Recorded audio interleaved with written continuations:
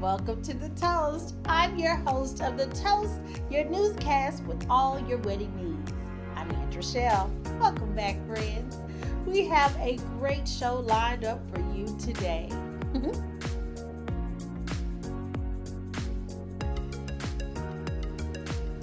I know everyone has heard of cocktail hour, but what if you can warm up the evening with a bonfire? Now, this is perfect for a winter wedding. The bonfire happy hour is ideal for a rustic wedding or an earthy touch to any style venue. Here are a few of the ideal elements of what we're dubbing as the bonfire cocktail hour. This can mean spiked hot chocolate, hard cider ale, and a smoky bonfire, old-fashioned. These elements can create a sense of comfort for guests next to the beautiful blazing fire. S'mores, of course. S'mores are a quintessential bonfire snack, and this is your time to have the s'mores bar of your childhood dreams. If you want to keep it classy and less messy, you can step it up with the more sophisticated version of s'mores to keep your attendees' attire clean. Campfire-themed hors d'oeuvres. The amount of options that you have with the bonfire area, from smoky sausages and grilled corn to deviled eggs and mini kebabs, not to mention the mouth-watering dips that suit the theme. This is a great way to include some unique cocktail hour appetizers.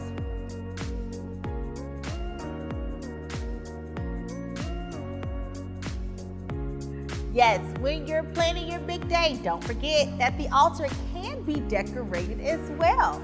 Sometimes the simplest things are the best route to go. Take one of your favorite shapes, like a circle, triangle, or a semicircle, and spice it up with flowers and ribbons. Have you ever thought about a dream catcher at your altar? Dream catchers have a rich history with the Native American people. When you place the dream catcher above your sleeping area, it catches all the bad dreams so that you can sleep better at night. The same philosophy can be placed on at the ceremony. The macrame florals. The floral arc is a classic, but if you add macrame to the arc, now you have added flavor to your altar. No matter how you dress up your altar, the best part is the person waiting for you at the end of the aisle.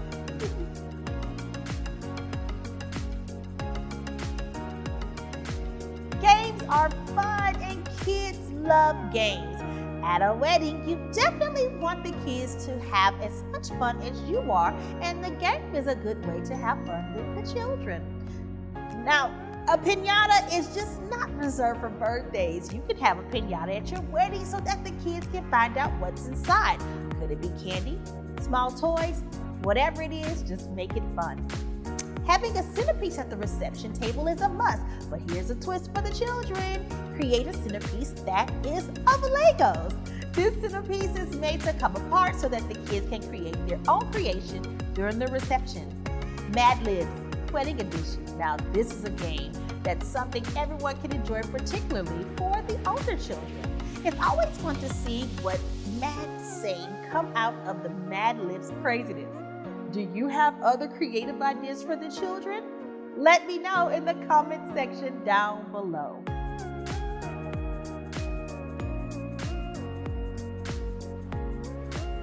Let's talk about Ariana Grande's intimate wedding. Ariana Grande got married to multi-million-dollar real estate agent Dalton Gomez. Ariana held an intimately private wedding at her Los Angeles home, and everything was just as regal as you would expect. Less than 20 guests gathered at her home and were greeted with flowers suspended from the ceilings and ample candles to set the romantic mood. Grande wore a low-back classic white gown with a shoulder-length tulle veil adorned with a ribbon bow. Her dress was elegant and lily white, styled by the fabulous Mimi Cottrell. Her timeless pearl ring was made from her late grandfather's tie pin, which is such a beautiful gesture. Ari wore an asymmetrical dangling pearl earrings to match her engagement ring to pull together her Hepburn-inspired aesthetic. Smaller, family, and close friend-only weddings are becoming more popular. This just goes to show how glamorous a more intimate affair can be when tying the knot with the love of your life. That's all you need.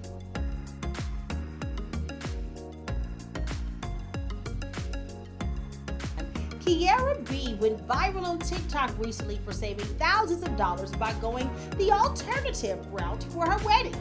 This budget-friendly wedding landed her an interview with Good Morning America and various other media outlets.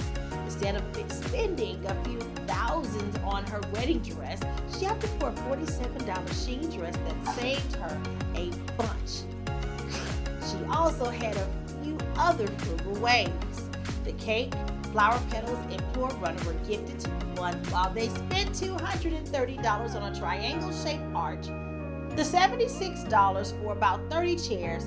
After the ceremony, everyone went to a local restaurant and paid for their own meal.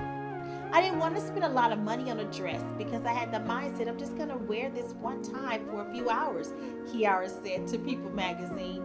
Regardless of the price, Kiara had the wedding of her dreams for a fraction of the cost.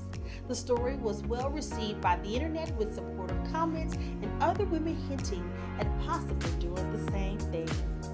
The couple spent under $500 for the entire day, including her dress and his tux. Kiara appreciated her intimate and modest ceremony.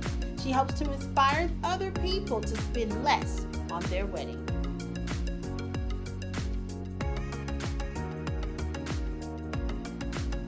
Should your maid of honor be at your beck and call? Your maid of honor is supposed to have your back during the entire wedding process. But a lot of women have been kind of overbearing to their bridesmaids in the past by demanding things that may be considered a little extreme, if you will.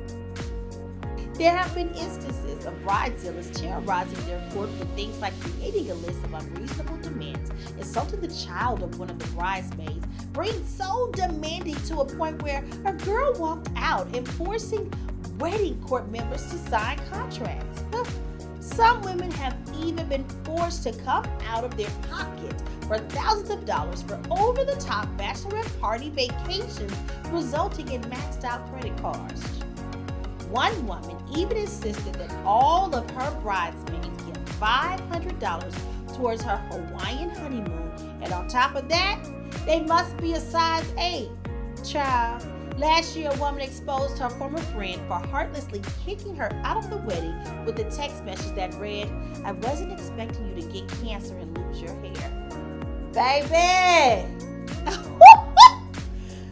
It is always important to make sure that you are remaining graceful as a bride-to-be. Now, make sure that if you are going to assign someone the role of maid of honor, you don't make it a nightmare for them, or at least as bad as these women have made it for their participants of their wedding court.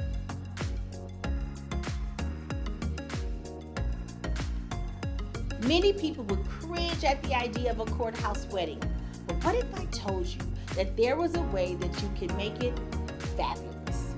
There has been a sudden uprising in courthouse weddings, and people are doing it in style. Wearing an elegant dress and planning a photo shoot to commemorate the day is mandatory. Just because it's at the courthouse doesn't mean it can't be glamorous and tasteful. Some brides opt for alternative attire like sleek jumpsuits and classy two-pieces. Also, you can send invitations to the people you love and book a photographer. Flowers are a must because your pretty bouquet will make the day feel real. Then, make sure to put together a collection of songs to honor your day. Lastly, the best part of having such a small and concise wedding is the reception potential. After saving time, energy, and money on your wedding ceremony, it's time to turn it up with all of your family and friends with an amazing reception party. This post-wedding celebration will top off your perfect courthouse wedding day.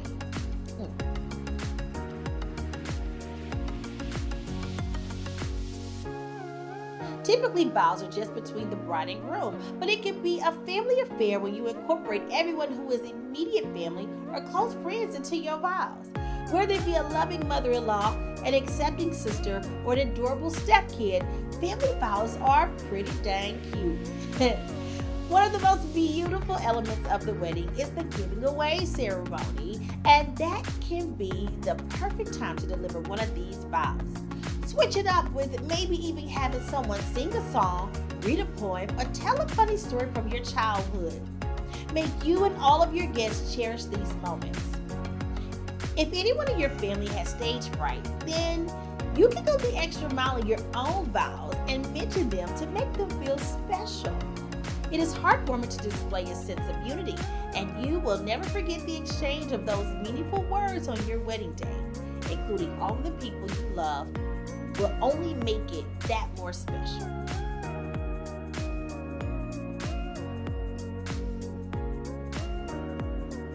And welcome back to The Toast. I'm your host of The Toast, Antr'chelle, your wedding news show for all of your wedding needs. We are here at the most beautiful micro venue I've ever been to in my life. Actually, it's the first micro venue I've ever been to in my life at 1348 Heights. We're here with Summer and Jazz. Hey, ladies. So let's talk about the phrase micro venue. Tell us about that. Most people will say it's any type of venue or event that's under 30 people. Now here at 1348, we focus on 20 and under. So we're a little bit more on the micro venue side.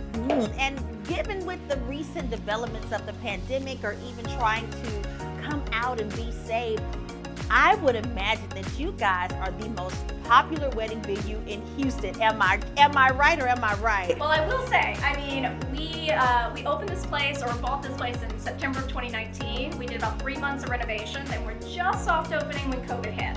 And I always say, if you're going to start a new business in the middle of a pandemic, a micro venue is not a bad choice to make, as it's definitely exploded in the past year or two. I mean, I started hearing more different developments on like it's mini monies, micro elopements, true elopements. So I think that word elopement is starting to change. So I think that, having a venue like this is quite unique and special for somebody that wants to have a beautiful surrounding, but having a very intimate event. It seemed like all the stars aligned for everything to happen for you guys to start opening in the middle of a pandemic. Like, you guys are owning that particular market. So let's talk about the 1348 Heights bride. What can a micro venue bride look for at your facilities? Well, we offer several different options depending on what people are looking for. We really try to be the easy button and cater to all brides, right? So we have anything between a DIY bride that's really looking at a tight budget but wants something better than a courthouse, right?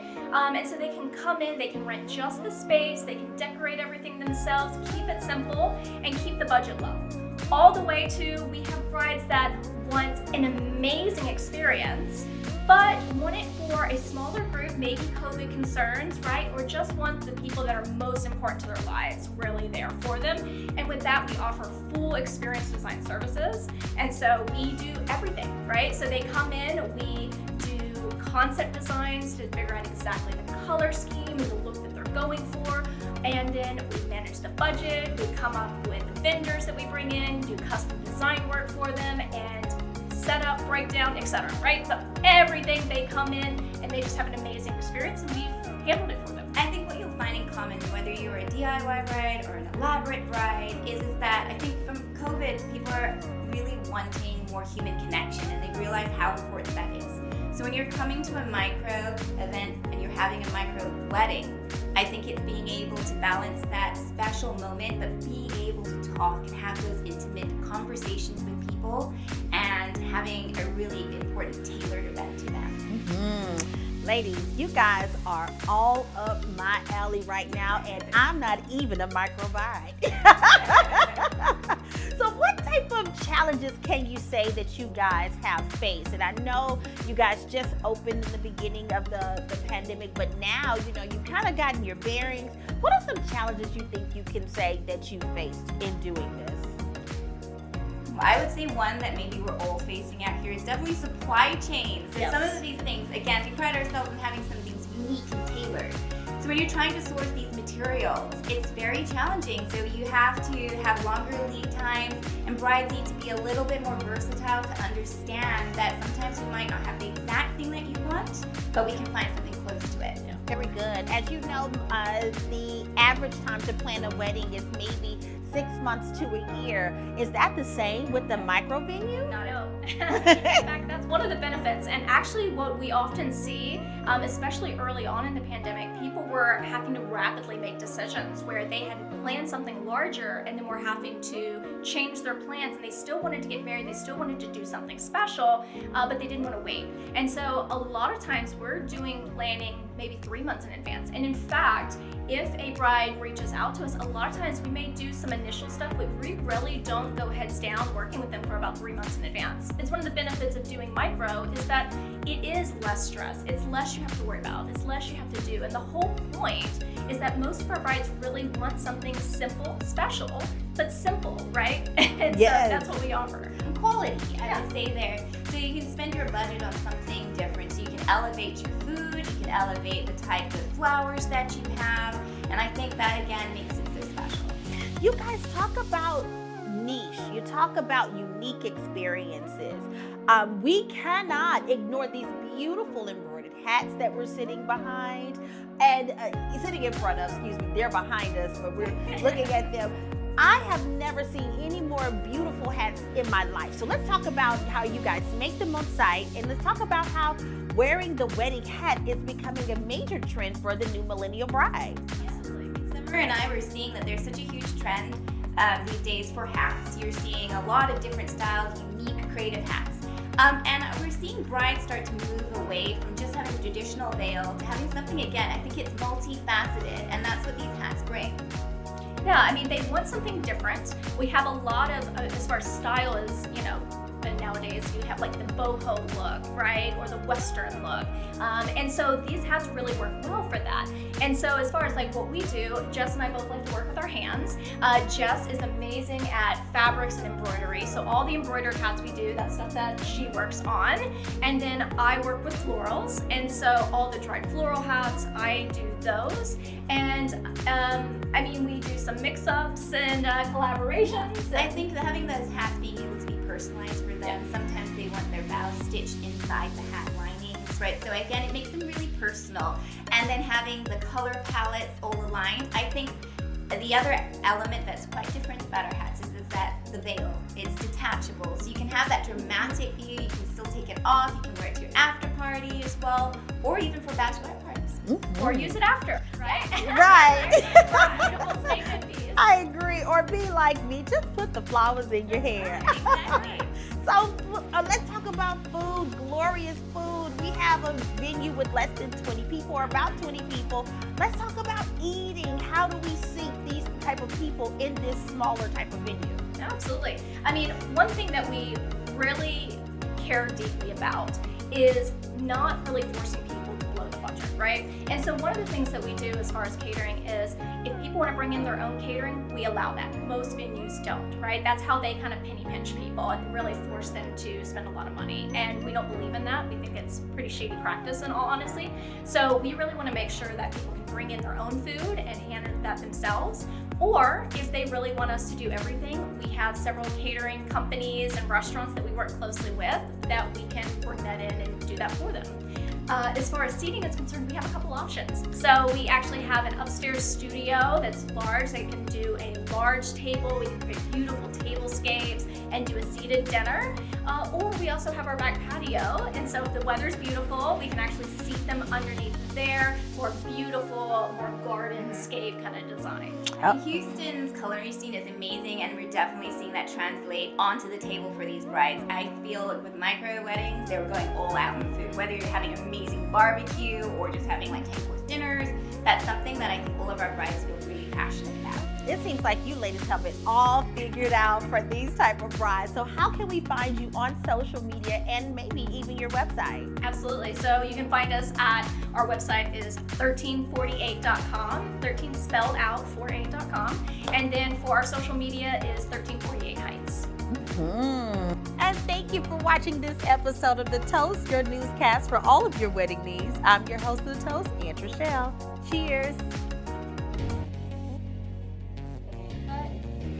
What you just witnessed is a production set. Affinity Weddings TV is looking for creatives like yourself to join our network.